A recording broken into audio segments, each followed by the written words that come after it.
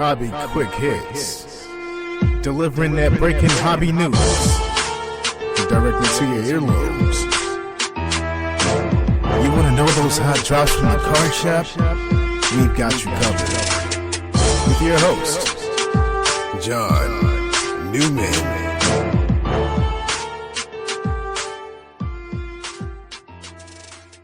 Hello, everybody. Welcome to Hobby Quick Hits, episode 122. A little bit of a different show, and actually today, this week's Hobby Quick Hits is going to be part one of a two-part series. So on either this show or the, parent show, Sports Card Nation, I've interjected some personal stories, right? How I almost made it to the Little League World Series, hitting off John Franco, Orestes Destrada coming to my house for spaghetti dinner, getting a bat signed 6 or 7 years later, and those kind of stories. There's like 6 or 7 I've sort of shared on either one of these shows on different episodes and spaced out. And every once in a while, someone will hear about it, or I might just sort of refer to it and not really remember what episode I shared those stories more in depthly. So I'm going to put all these stories sort of on one show. They're personal. I think they're fairly interesting. They're not too boring where, why am I doing it type of thing. And I figured rather, I put them all together. And when originally I planned, when I started recording, I planned to, put them all on one episode, but I realized it was getting a little bit on the long side. So why not break them up, keep them still short, but break it up into 2 episodes over 2 weeks. So this will be part 1, be about 3 of those stories, and then 3 more next Monday as well to kind of finish it up. And then they're all kind of together. And if someone does, sometimes people hear about something, they're like, hey, tell me more about that. I can just kind of refer them to the episode. And hey, cheap download to get another CPM in the rotation. I'm just kidding. But at least they'll be sort of all in one place and easier to refer to. So this will be part 1, and next week will be part 2. So before we get to that,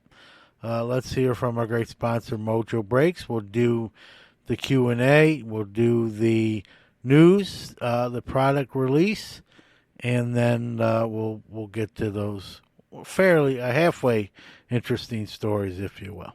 MojoBreakShop.com is the best place to get your sealed wax products and brakes. They not only have the best selection, but the best prices. Whether it's a box or a whole case, they are your guys. They ship worldwide to your doorstep. Their reputation as one of the most trusted in the hobby goes unmatched. They are the 2021 Topps Rip Party Champion Breakers. From sports card to Pokemon cards, their selection can't be beat. They offer daily deals and pre-orders. Hey guys, John Newman here. Mojo's prices are already great, but to save an additional 10% off anything in their store, use the code QUICKHITS. That's QUICKHITS. Check out the full service store that's open 7 days a week in Santa Clara, California, or the website at mojobreak.com. Let's check out this week's Hobby Wax releases. Take it away, Max. Hey guys, it's Max from the Sports Card Shop in New Buffalo, Michigan, and we're back at it again with the weekly releases for the Sports Card Nation podcast. This week, to start us off on the 27th, we have 2022 Pro Set Sports Multisport, 2021-22 Topps Chrome Bundesliga Soccer Hobby and Light, 2022 Topps Tier 1 Baseball, 2022 TriStar Diamond Stars Autograph Baseball, 2022 TriStar Hidden Treasures NSCC Special LE Football Mini Helmet, and on the 29th we have 2021 Panini Eminence Football, Panini Impeccable Soccer, and 2022 Topps Finest Star Wars. Thank you guys, and have a great week. Enjoy the rest of the podcast.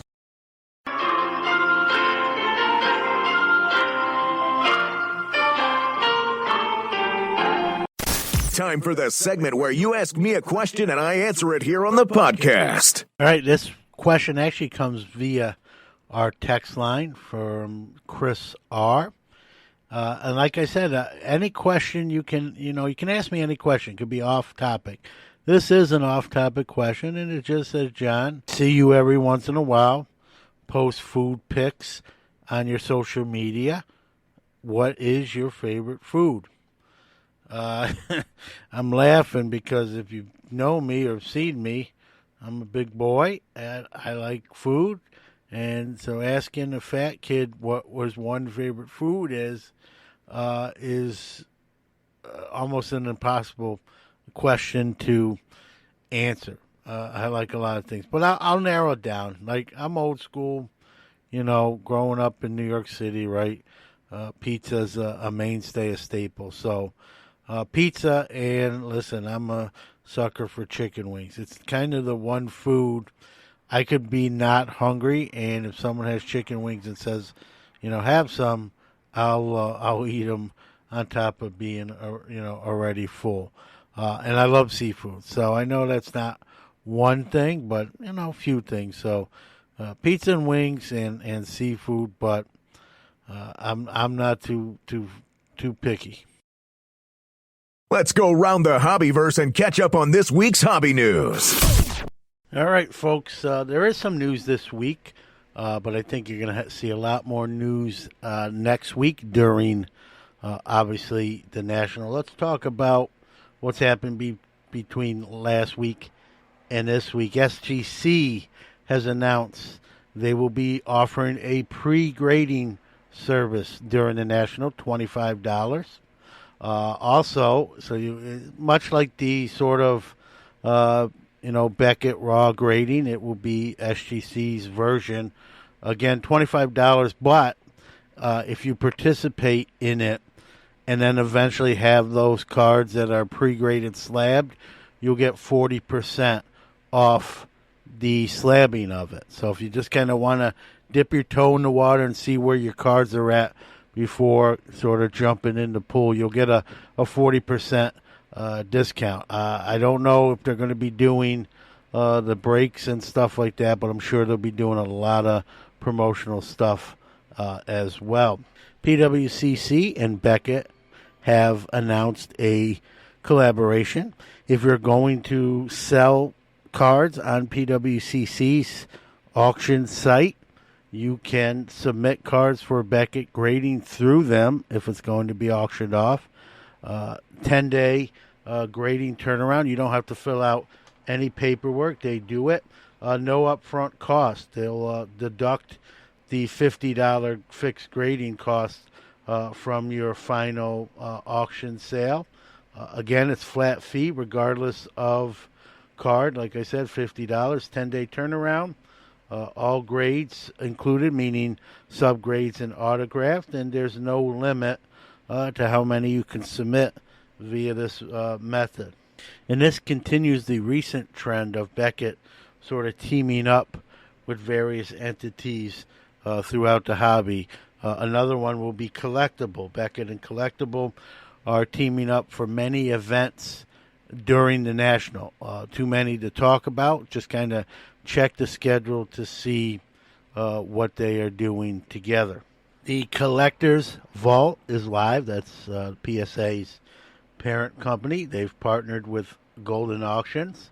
The Vault will have a 24/7 armed guard services with Class 3 vaults, which includes seismic motion detector. So this is like some Ocean's 11 stuff, and it's in Delaware where it's tax-free. So strategically placed to avoid some tax hits, and so that is now operational.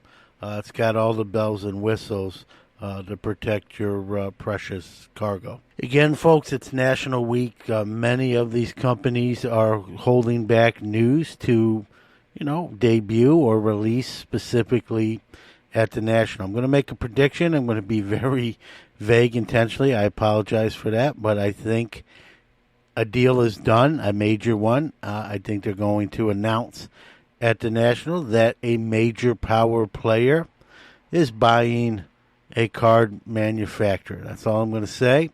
I will come back here after the National and on one of my podcasts take credit for calling it, but I think you're going to hear of another acquisition this week. The other shoe may drop.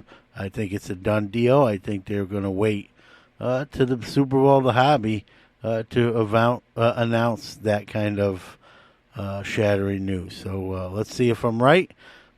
Stay tuned. And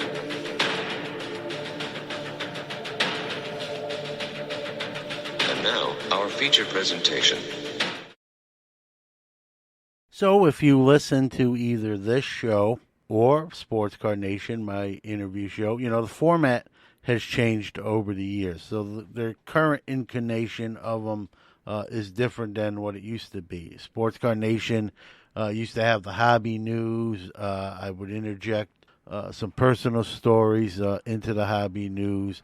Now, obviously, this show features the news, the releases, a Q&A. The Q&A used to be on Sports Card Nation, but in an effort to get them both under an hour, I've changed things around. I've done, pat myself on the back a little bit, done pretty good getting them both under an hour for the most part. So Hobby Quick Hits is almost always under an hour now, and Sports Card Nation predominantly is. So I moved some segments over, but I used to talk more than just the interviews on Sports Card Nation. Now it's just the interviews. And I used to interject some personal stories, and I got a lot of feedback on those personal stories. And, it wasn't every episode per se, but a lot of people, enjoyed them and whatnot. But they were kind of sporadic throughout the episodes. And sometimes I'll refer to it in a later episode, and every once in a while, I'll get messaging like, what is this Billy Crystal thing? What is this? A player ate dinner at your house, or you were one win from the, based on those stories, and me kind of referring to them. And so, what I decided to do, I didn't want to do another show about the National this week. There was going to be plenty of those. Again, we did plenty here. There's going to be plenty the first few weeks after the National has concluded. But I sort of wanted to do, I don't want to call it greatest hits. I'm not that big-headed. But I wanted to do an episode because I always get like, hey, what happened here? I heard about this. Or you kind of mentioned it in passing on this show. What's the full story? And so some of those most feedback, little personal anecdotes or stories that I talked about, I figured I'd do a Hobby Quick Hits, and I kind of cover these. Maybe not as in-depth as I did when they originally aired on whatever show I talked about them, but just to fill in the blanks.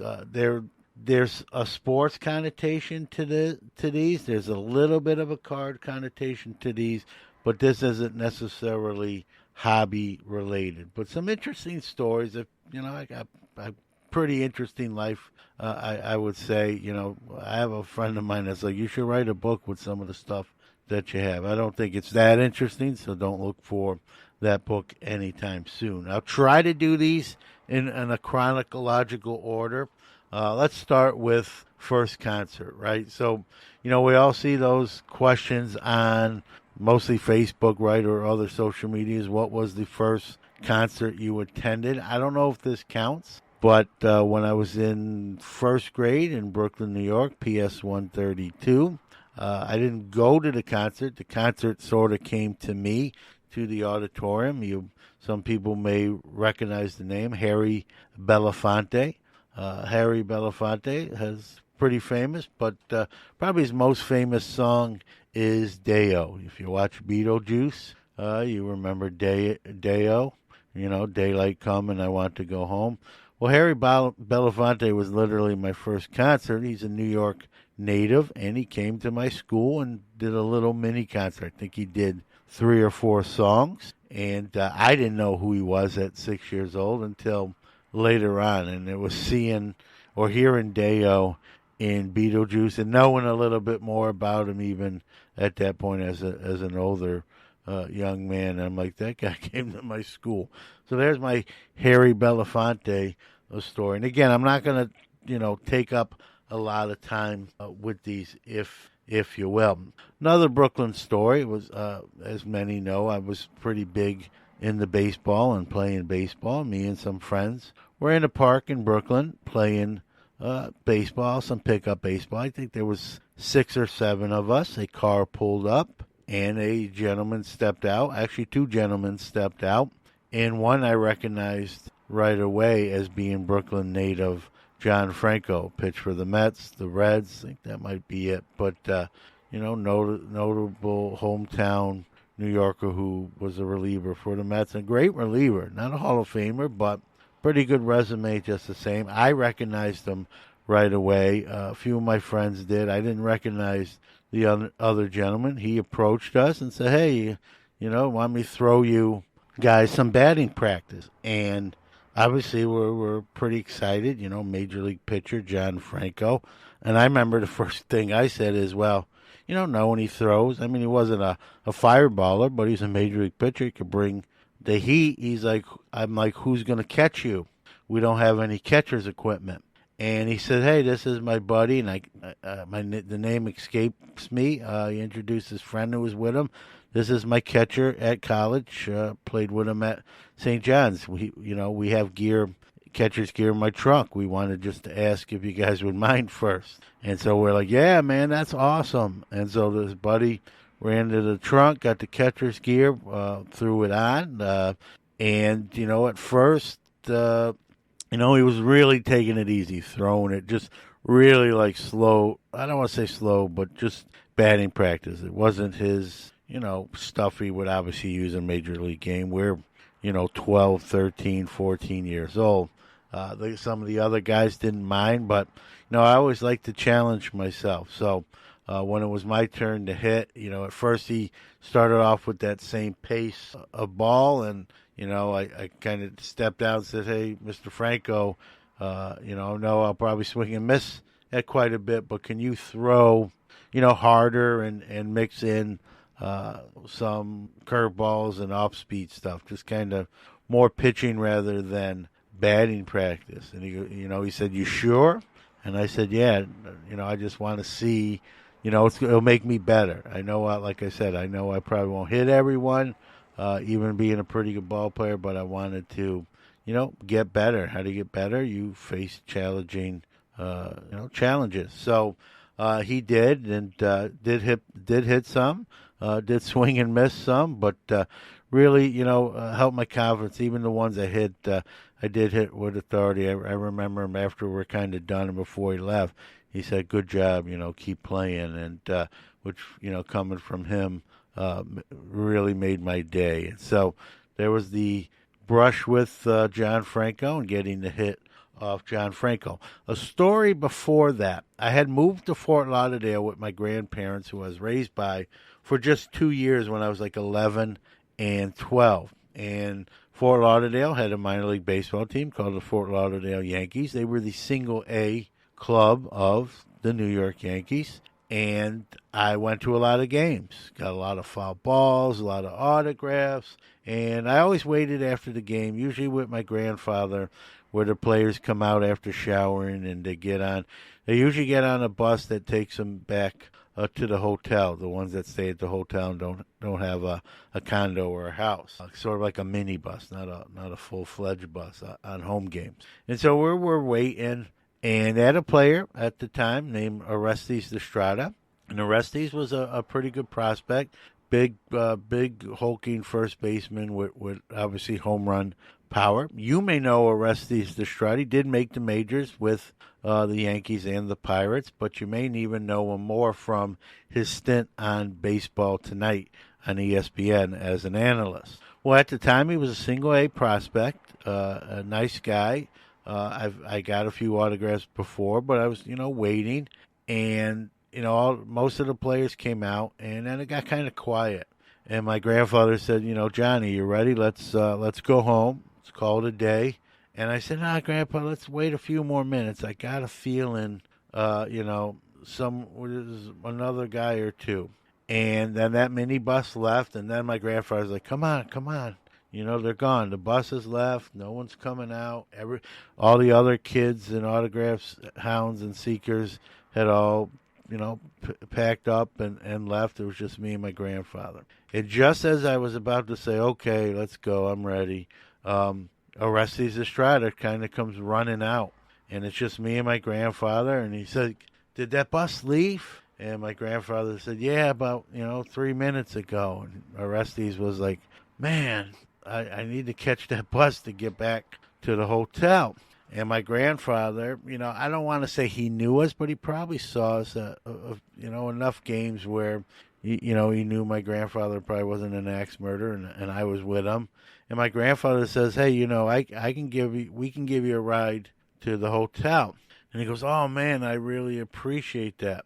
And then before, as we were walking to where we parked with Orestes Estrada, I'm a shy kid, so I'm not doing a whole lot of talking. But my grandfather said, are you hungry, Orestes? And he's like, yeah, I missed the spread. I was, I got a phone call I was on. I don't know what he said he was doing, but he kind of missed the spread they put on after games. And he goes, yeah, I'm a little bit hungry. And my grandma had made, pasta and meatballs, and she was a great cook. And so my grandfather basically said, hey, we have, do you like pasta and meatballs? That's what we had for dinner. There's plenty left. If you want to come over quick, we can, reheat it, and you can eat, and then we'll take you back to the hotel. And he's like, oh, man, I appreciate that. Sure, it's okay. My grandpa said, I wouldn't have asked you if we didn't want to do that for you. And he goes, oh, man, I'll take you up on that offer. And then, he said, hang on, let me go run back. And so we weren't that far from the clubhouse where he came out. He ran in there, and he came out with a broken bat. But it wasn't, it only had a slight crack. He had broken it during that day's game. And he goes, this is for your grandson. And he gave me the broken bat. And again, I'm shy, but I grabbed the bat, weasel out a real probably low-key thank you, and away to my grandparents' house we go. Make the story a little shorter. We ate dinner. We ate. My grandfather ate a little bit more, so he wasn't eating, by himself. My grandma warmed it up. I wasn't hungry, so I had that bat. I was walking around the house with the bat. I'd, sporadically come over the table and hear what was going on. And then it was time to drive, Orestes back to the hotel. He was very, thankful. Couldn't thank my grandma and my grandpa enough. I remember he would ask me, question, do you play ball? And, I gave him short answers. I was, like I said, very shy. And we wound up taking him back to the hotel. But in all this, all that time that he was at my house, which wasn't super long, I never thought, or my grandfather never mentioned, like, hey, could you sign the bat? We had him there, but so we never got the bat signed. So like I said, I was only in Fort Lauderdale for probably a year and a half, 2 years at the most. And we moved back to New York City, kept the bat, was in my room, and didn't think much about it. And, in my high school years, we wound up moving to Syracuse. Now, I wound up going back to Nitty after high school, but during my high school years, we moved to Syracuse, where I am now. Not the same place, but the city. And, went to a lot of, at the time, they were the Blue Jays minor league affiliate, the Toronto Blue Jays. They were called the Syracuse Chiefs. And, I love baseball. I was going to minor league games. I actually even played a couple high school games in the same stadium. And so I saw, that the Columbus Clippers were coming in. And this is about, I'd say, 88. I was in 10th grade. 88. No, it was 89. I was in 11th grade. I remember now. And I remember his 89 Topps card. And he was coming in the Buffalo Bisons, which was the AAA team of the Pittsburgh Pirates. He was now in the Pirates organization. He had been up in the major leagues with the Yankees for a little bit. Then they traded him to the Pirates. He was up with the Pirates a little bit, but did not have a lot of success at the major league level. So he was trying to, hang on. He was a little bit older here. '89 with the Buffalo Bisons, the AAA team of the Pittsburgh Pirates. And, I always looked at the rosters of teams that were coming in. I was into autographs at this time and going to the games and getting autographs. And when I looked at the roster, I realized I kind of thought he was already, and then it kind of confirmed that he was on the AAA Buffalo Bisons. I still had this bat, and I said, man, how cool would it be to go to this game, bring this bat, and, have him sign it? Here we're talking about, 6 years later. I was older, obviously. I was not 11 anymore. I was 17. I did look different, obviously, older. So I went to the game. I brought the bat, bought a ticket, and was trying to come in through the turnstile with the bat. And, the usher said, you can't bring that bat in, son. And, I explained to him in a shorter way possible how I got the bat 6 years ago, Fort Lauderdale. It's Orestes' bat. He's on the visiting team. I just want to try to get it signed. And, at first that's just the policy. And one of his coworkers, was near him with the radio. She said, hang on, let's see what She got on the radio. I couldn't hear everything she was saying. But she said to me, we're going to let you in. If anyone says anything, say you got the bat. Or during, before the game, someone gave it to you, and that's how you get the bat. Don't do anything crazy with it, please. We're going to let you, and I was, ecstatic. Went to the visitor side dugout where Orestes would be, and, they were warming up, and I didn't see him, and then I seen him come from the bullpen, from the outfield. He was kind of walking in with his, bag, and, I yell out, Mr. Destrada, Mr. Destrada, and he heard me. At this point, it was really a kind of a cold, sort of drizzly day. There wasn't a lot of people there, so didn't have a lot of competition. He heard me call his name. He came over, and I had the bat, and I'm like, I don't know if you remember me, but when we were at Fort Lauderdale, '83, you had missed your bus. I told him the whole story. You missed your bus. My grandfather, gave you a ride, but you came over to my house and you had pasta and meatballs my grandma made, and then we took you to the hotel. And you gave me a bat, and he's kind of squinting at me, looking. He goes, that was you. What are you doing here? Because this is Fort Lauderdale. I said, oh, I live in Syracuse now. He goes, really? And I'm like, this is that bat you gave me. He goes, you still have it? And I'm like, yeah. And he goes, how's your grandparents? And that, my grandfather had passed away about a year after that, meeting where he came over to dinner. And I'm like, unfortunately, my grandfather passed away about a year after you came over. And he's like, oh, I'm sorry. I didn't, obviously I didn't know that. How about, and he was kind of, I could tell he was a little trepidate. He goes, how about Grandma? And I'm like, nope, she's still going strong, doing good. Okay, all right. I'm like, well, I brought the bat. I never had you sign it that day. And I had my Sharpie. He goes, we'll fix that.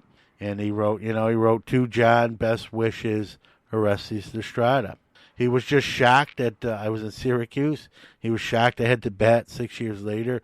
We talked a little bit. He remembered me playing baseball. I asked if I was still playing. I told him, yep, I was in high school and playing high school ball, and asked me some questions pertaining to that. And was a great conversation. Got the bat signed, and to this day, now we're talking 33 years later, I still have that bat. All right, these stories are taking a little bit longer than I anticipated, so we're gonna table this one right now for there. We're gonna call this part 1, and we're gonna come back next week with part 2 with a few more stories I didn't get to on this episode. But I don't want to make this too long of an episode, so we'll return next week with 3 more stories on my list that were, made these episodes, that I'm putting them all together, and now we're going to be in 2 episodes. So stay tuned next week for the conclusion of some of these stories.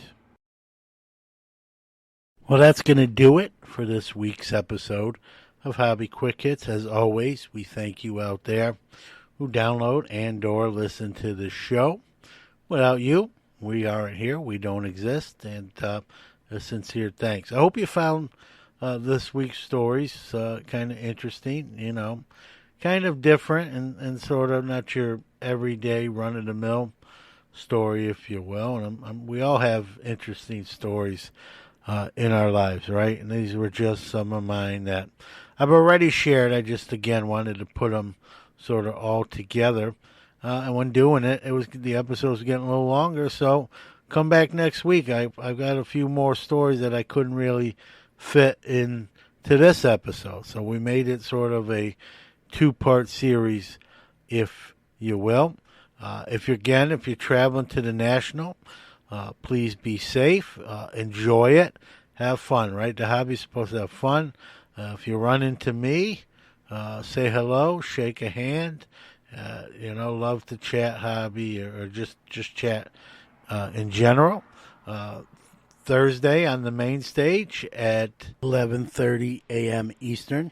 I will be on there with Sports Card Nation live for about 30 minutes with my good friends Danny Black from Sports at Sports Ball and Tony and Oz from the Cousins Collectibles podcast. So check that out. The following day, we have Hobby Hotline live at noon for an hour from 12 p.m.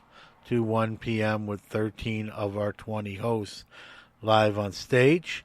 On Thursday's Sports Card Nation Live, I'll be throwing out to the crowd, I don't know how many, but some Hobby Quick Hits shirts. So, again, hope to see you there. Just either on the floor or in the audience of those two main stage, Mike Burkus main stage shows. So, again, enjoy the National, enjoy the hobby, even if you're not going to the National. We'll see you soon. Take care.